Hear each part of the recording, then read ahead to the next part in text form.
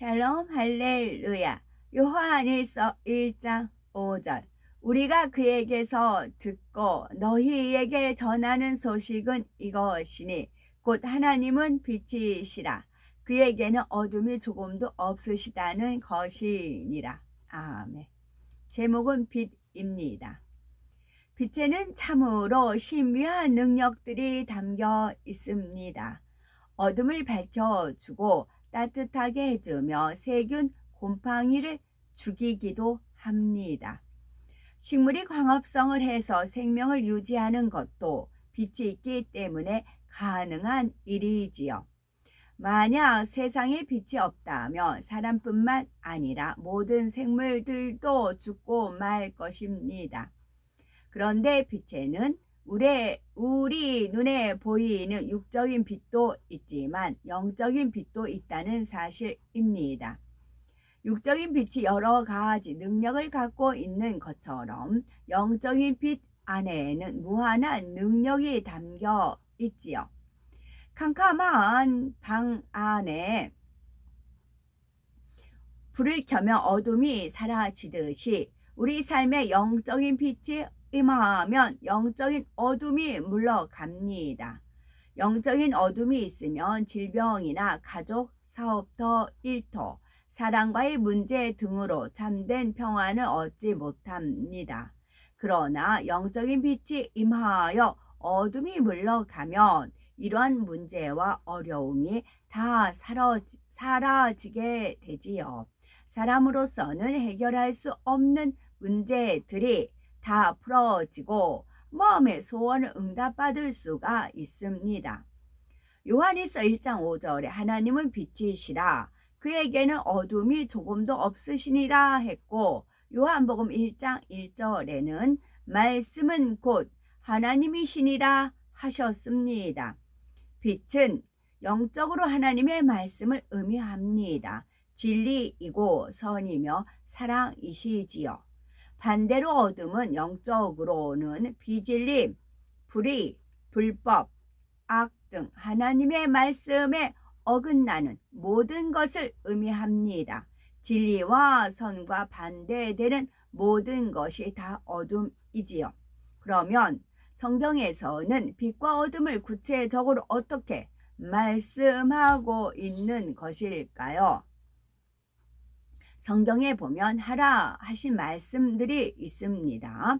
서로 사랑하라, 상대를 섬기라, 기도하라, 감사하라, 기뻐하라는 것들이지요. 다음으로 지키라 하신 말씀들이 있습니다. 안식일을 지키라, 십계명을 지키라, 하나님의 명령을 지키라는 것들입니다. 또한 하지 말라 하는 말씀들이 있는데요. 분쟁하지 말라, 거짓말하지 말라, 미워하지 말라, 자기 유익을 굳지 말라, 우상을 섬기지 말라, 도적질하지 말라, 시기 질투하지 말라, 수군거리지 말라 라는 말씀들입니다. 마지막으로 버리라 하신 말씀들이 있습니다. 악은 모양이라도 버리라, 시기 질투를 버리라, 탐심을 버리라 라는 것들이지요. 이러한 하나님의 말씀에 따라 하라 하신 것은 하고, 지키라 하신 것은 지키며, 하지 말라 하신 것은 하지 않고, 버리라 하신 것은 버리는 것이 빛이며 하나님의 말씀 안에 거하는 것입니다. 그런데 하라 하신 것은 하지 않고, 지키라 하신 것은 지키지 않으며, 하지 말라 하는 것은 하고, 버리라 하신 것은 버리지 않는 것은 어둠입니다.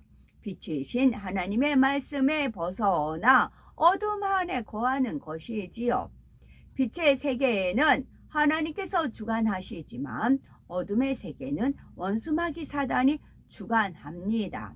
원수마귀 사단은 하나님을 대적하는 존재이므로 어둠의 세계에 사는 사람은 하나님을 만날 수 없지요. 따라서 빛이신 하나님을 만나 인생의 문제를 해결받으려면 어둠의 세계에서 나와 빛의 세계로 나와야 하는 것입니다. 우리는 지금 빛과 어둠 중 어느 세계에 속해 계시는지요? 만일 시험과 환란이 끊이지 않는다면 내가 어둠 가운데 있지는 않은가 돌아보아야 되겠지요. 우리가 법을 어기면 그 대가를 받는 것처럼 영계에서도 어둠에 거하는 것이 곧 죄요 불법이기에 반드시 그 대가를 치르게 됩니다. 즉 원수마귀 사단이 가져다 주는 갖가지 시험, 환난과 질병과 재앙과 문제들을 만나게 되지요. 그리고 결국에는 무서운 지옥에서 세세토록 고통을 받게 됩니다. 그러나 어둠에서 나와 빛 가운데 거하면 이때부터는 원수마귀 사단이 건드리지 못합니다. 바로 빛의 주관자이신 하나님께서 보호해 주시기 때문이지요.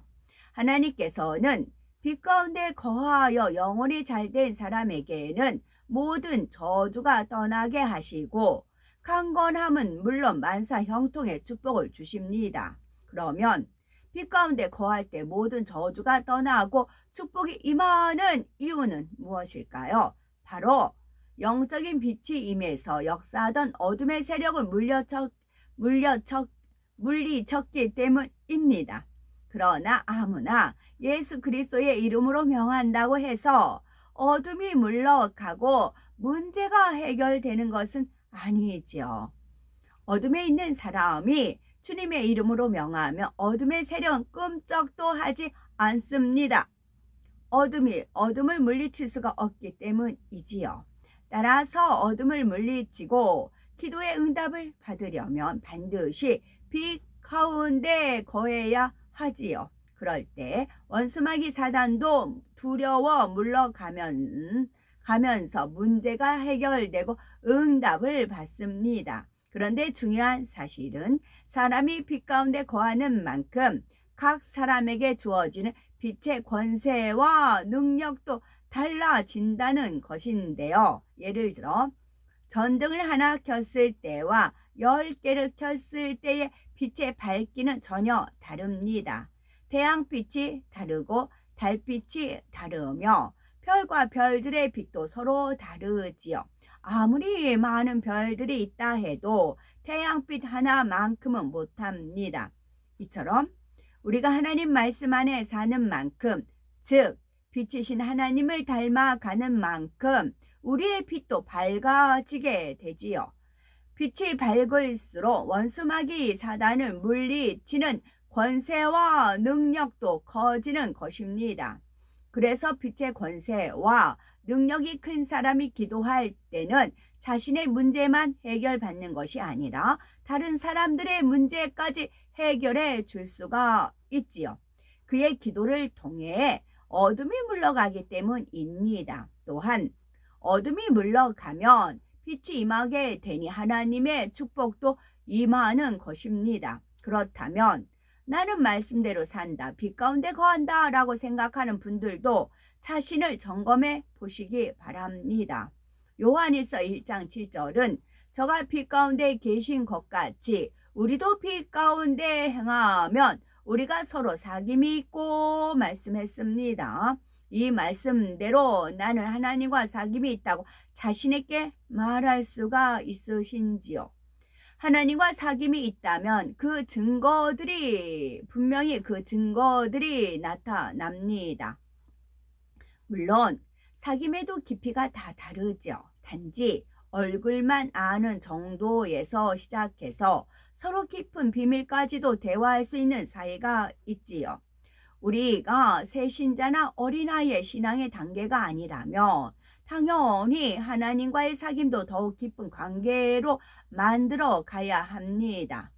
어린아이 때는 부모가 무조건 돌봐주지만 정년이 되고 장년이 되어 가면 당연히 부모님의 마음을 헤아리고 부모 자녀 간의 사귐도 더 깊어지지요. 마찬가지로 하나님과 자녀된 우리 사이에도 세월이 더해질수록 더 깊은 사귐의 단계에 들어가야 하는 것입니다. 만일 신앙생활을 오래 했고 직분도 있지만 여전히 이런저런 어려움과 시험 가운데 있다면 내가 과연 빛 가운데 바르게 살고 있는가 점검해 봐야 되겠고, 설령 어떤 문제는 없다 해도 오랫동안 정체되어 미지근한 신앙생활을 하며 성령의 음성과 주관도 받지 못하고 있다면 자신을 돌아보아야 하는 것이지요. 그리고 어느 정도 악의 모양을 버렸다고 해서 그것으로 만족해서는 아니 됩니다. 어린아이가 자라서 어른이 되는 것처럼 우리의 신앙도 성장하여 장성한 아비의 분량에까지 이뤄야 합니다. 그러므로 자신에게 있는 세세한 악의 모양까지도 철저히 발견하여 뽑아 버려야 하겠습니다. 윗사람이 되고 권세가 생길수록 더욱 마음을 낮추며 소자의 말이라 할지라도 무시하지 않고 겸손히 귀 기울일 수 있어야 합니다. 설령 상대가 나에게 악을 행한다 해도 감정을 품지 않고 덕과 사랑으로 포용할 수 있어야 하지요. 더구나 상대를 무시하거나 자신의 의 가운데 화평을 깨는 일은 결코 없어야 되겠고, 우리가 빛 가운데 행하여 주님의 마음을 닮아갈수록 하나님의 사랑을 입게 됩니다. 범사에 형통함과 축복을 받고 온전히 성결되어 하나님의 마음에 합하면 권능까지 받아 크게 쓰임받게 되는 것입니다. 따라서 빛 가운데 행하여 하나님과 깊은 사귐을 가진 장성한 믿음의 분량에 이르는 참 자녀가 되어야 되겠습니다. 아멘.